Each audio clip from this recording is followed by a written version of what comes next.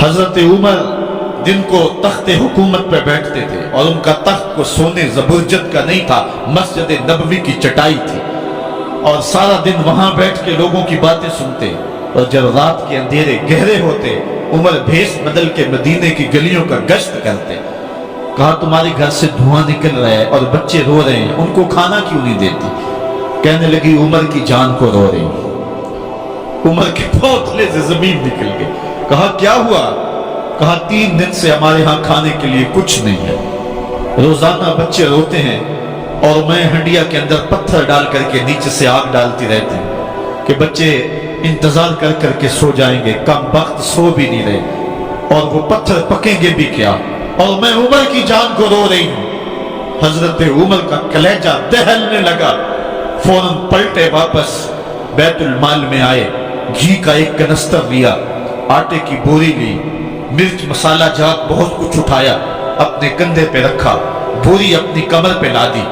उमर बैतुल माल से निकले तो आपके खादम असलम ने देख लिया, आगे बढ़ा, कहा मेरे आका मैं उठाता हूँ। उमर की आंखों में आंसू है। कहा असलम कयामत के दिन मेरा बोझ उठा लोगे? कहा कयामत के दिन तो अपना अपना बोझ उठाना पड़ेगा। कहा उमर को आज अपना ही उठाने दो। हजरत उमर वो घी का कनस्तर और वो आटे की बोरी सर पे उठाए हैं और उस खातून के घर जाते हैं और दस्तक देते हैं। वो जब देखती है उसकी जान में जान आ जाती है। कहा जल्दी जल्दी आटा गूंदो, और उमर सब्जी काटने लग जाते हैं। हजरत उमर रज़ी अल्लाह ताला अन्हो सब्जी तैयार कर देते, उधर आटा गूंद जाता है और फिर ऊपर चूल्हा रखा जाता है, चूल्हे के अंदर आग रखी जाती है, वो खाना पकाने लगती है, आग बुझती है। तारीख ने लिखा है आग बुझने लगती है, उमर झुक करके फूंके मारता है। उमर झुक झुक के फूंके मारता है।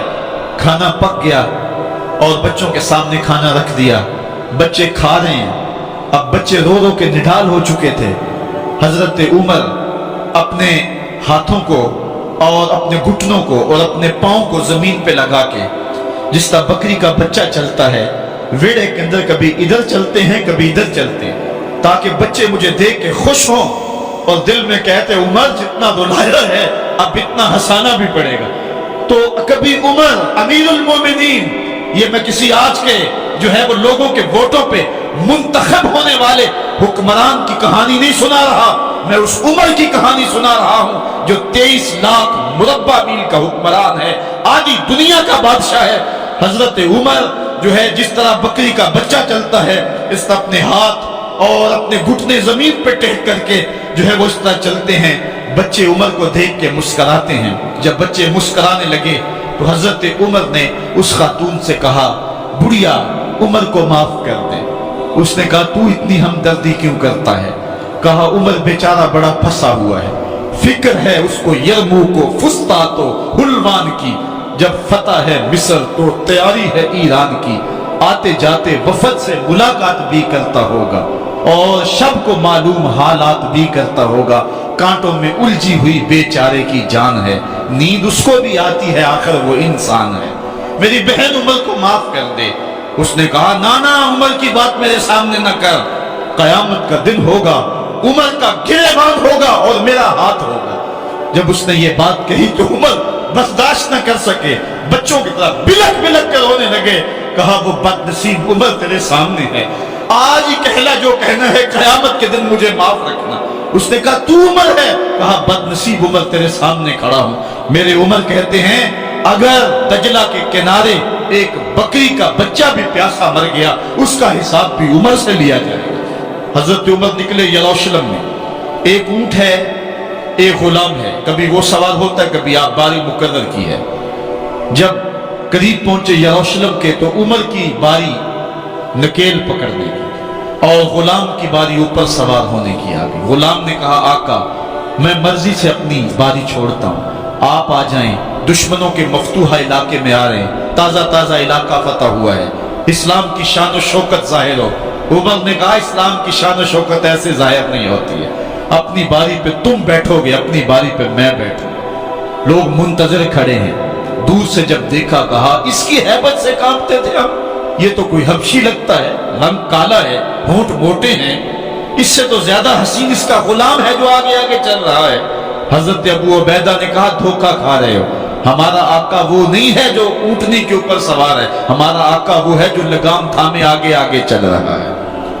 حضرت عمر رضی اللہ تعالیٰ عنہ کو آگے بڑھ کے جابیہ کے مقام پہ حضرت ابو عبیدہ بن جراح نے استقبال کیا، تو حضرت عمر آگے بڑھے اور انہوں نے آگے بڑھ کر کے حضرت ابو عبیدہ کے دونوں کندھوں پہ ہاتھ رکھا، اور سنو حضرت عمر نے کیا کہا لا الہ الا اللہ انا کنا اذل قوم فاعزنا اللہ بالاسلام، کہا کہ لا الہ الا اللہ، اے ابو عبیدہ بن جراح، ہم ایک ذلیل قوم تھے اور اللہ نے ہمیں اسلام کی وجہ سے عزت عطا کی ہے، اور میں تمہیں ایک تاریخ ساز بات کہنے لگا ہوں، اور وہ یہ ہے کہ جب تک ہم اس عزت والے اسلام کے دامن کو تھامے رہیں گے ہماری عزت قائم رہے گی، اور جب اسلام کے علاوہ کسی اور جگہ سے عزت ڈھونڈیں گے تو رسوا کر کے رکھ دیے جائیں گے۔ یہ ہے وہ خلاصہ جو حضرت عمر نے امتوں کے عروج و زوال کا بیان کیا ہے۔ اس امت کو جو خیرات ملی ہے تخت و تاج کی، وہ پینٹاگون سے نہیں ملی، وہ واشنگٹن سے نہیں ملی، وہ وائٹ ہاؤس سے نہیں ملی، وہ محمد عربی کے جوڑوں کا صدقہ ملی ہے۔ اس لیے جب ہم نے اسلام سے انحراف کیا، پاکستان حاصل کیا گیا تھا، پاکستان کا مطلب کیا؟ لا الہ الا اللہ، ہم نے اس نعرے کو چھوڑ دیا ہوا ہے، ہم نے انحراف کر دیا ہے۔ آج ہماری نظریں مغرب کی طرف لگی ہے کہ تخت و تاج اس سے نصیب ہوتے ہیں، اور دنیا کے اوپر ہم رسوا ہو کے رہ گئے۔ ہماری پستی، ہماری زبوحالی، ہماری ذلت کا سبب یہ ہے کہ جس جگہ سے ہمیں عزت ملی تھی ہم نے وہ مرکز ہی چھوڑ دیا ہے، اس مرکز حیات کو، اس مرکز زندگی کو، اس مرکز عزت کو ہم نے چھوڑ دیا ہے، اور دنیا کے اوپر ہم رسوا ہو رہے ہیں۔ انہی حضرت عمر کی کہانی ہے، وادی تہامہ سے گزر رہے تھے کہ بچوں کی طرح بلک بلک کے رونے لگے۔ کہا عمر جوان آدمی ہو اور بچوں کی طرح بلک کے رو رہے ہو؟ کہا تم نہیں جانتے، مجھے بچپن کی کہانی یاد آ گئی۔ کہا کیا کہانی ہے؟ کہا یہی عرض تہامہ تھی، میرے باپ خطاب نے مجھے 5 اونٹ دیے تھے، کہا انہیں لائن میں کھڑا کرو سیدھا، میں آگے والا سیدھا کرتا تھا پیچھے والا ٹیڑھا ہو جاتا، پیچھے والا سیدھا کرتا آگے والا ٹیڑھا ہو جاتا۔ میرے باپ خطاب نے مجھے بڑا مارا، کہا ایک عرب کے بیٹے ہو کہ تم سے 5 اونٹ لائن میں کھڑے نہیں ہوتے؟ کہا ایک زمانہ عمر پہ وہ تھا کہ اس سے 5 اونٹ لائن میں کھڑے نہیں ہوتے تھے، اور آج شرق سے لے کر غرب تک 23 لاکھ مربع میل کی حکمرانی اور انسان بھی لائن میں کھڑے ہیں۔ یہ محمد عربی کے جوڑوں کا صدقہ نہیں ہے تو اور کیا ہے؟ عمر سے تو 5 اونٹ لائن میں کھڑے نہیں ہوتے تھے۔